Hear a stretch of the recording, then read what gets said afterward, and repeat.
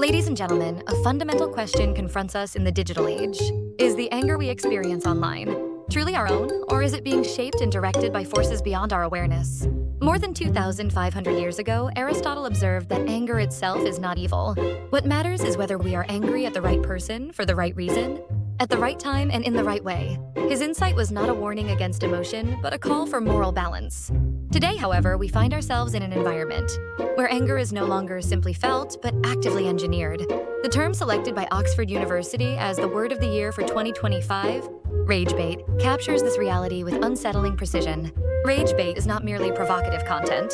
It is a deliberate strategy designed to exploit the human emotional system for attention, profit, and influence. Its rapid rise in usage reflects a growing collective unease.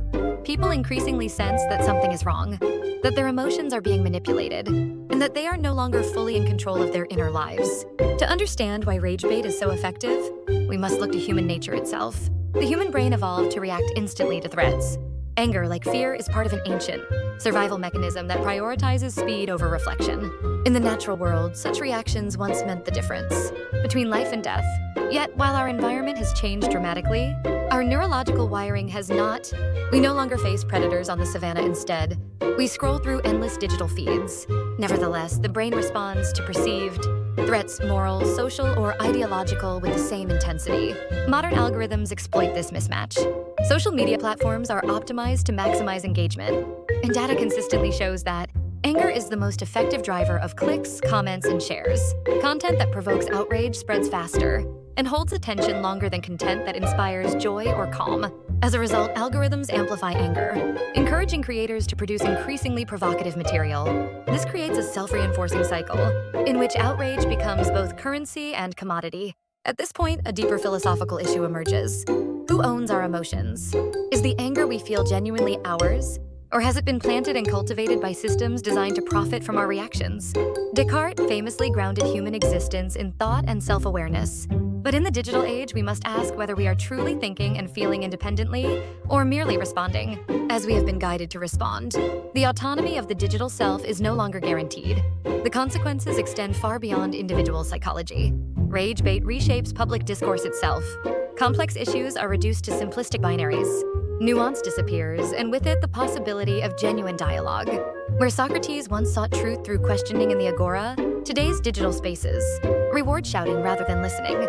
Plato warned that people might mistake shadows for reality, and social media often presents carefully curated fragments that confirm existing biases rather than challenge them. Rage Bate is particularly effective because it targets identity. Even seemingly trivial examples, such as deliberately incorrect cooking videos, provoke intense reactions because they are perceived as attacks on knowledge and competence.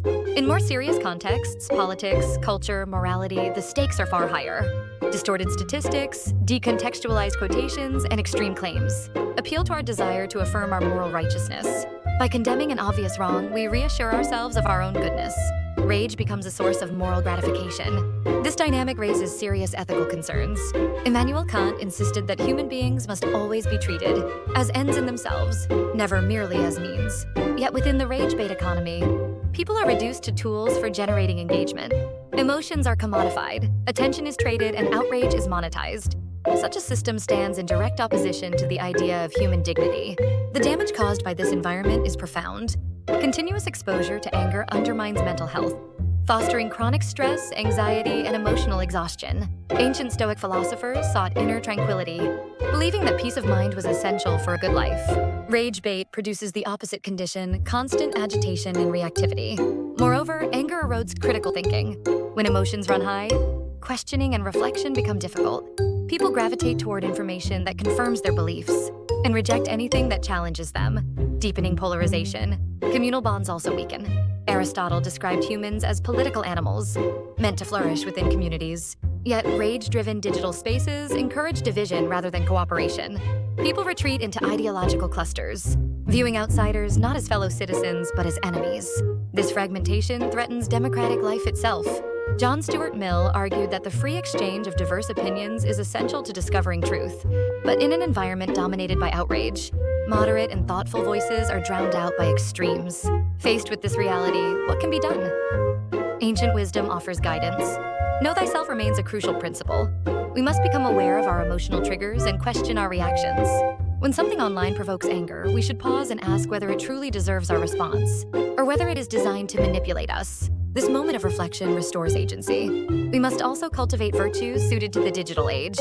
Just as Aristotle taught that virtue is formed through habit, digital virtues can be developed through conscious practice. Restraint allows us to ignore provocations.